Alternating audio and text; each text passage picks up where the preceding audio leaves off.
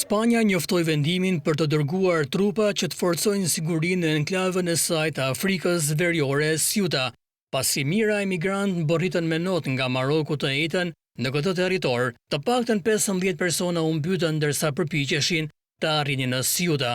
Zyrtarët lokal i kishin bërë thirrje Madridit për ndihmë pas një arritje të kohëve të fundit të përpjekjeve për kalim kufitar, por të ecën pati skena kaotike, ndërsa kontrollet kufitare me sa duket nuk funksionuan.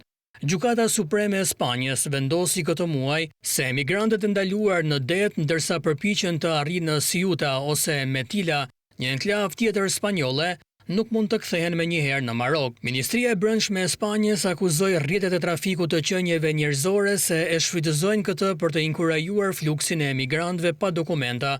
Forcat e armatosura do të përforcojnë gardën civile në ushtrimin e kompetencave të saj dhe çdo tjetër që mund të jetë nevojshme për të ruajtur sigurinë në qytetin e Ceutas, thanë autoritetet spanjolle. Ceuta në bregdetin verior të Marokut është ndarë nga Spanja kontinentale nga ngushtica e Gibraltarit dhe ka qenë prej kohësh një pikë qendrore për emigrantët që përpiqen të arrijnë në Europë.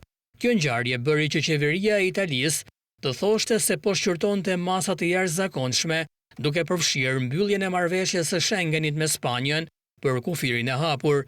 Kryeministri i Spanjës, Pedro Sánchez, paralajmëroi një vizitë në këtë territor dhe u zotua t'i kthejë gjërat në normalitet menjëherë. Qendrat e pritjes së emigrantëve janë të mbingarkuara dhe autoritetet lokale kanë akuzuar Madridin se është shumë i ngadalë për të reaguar.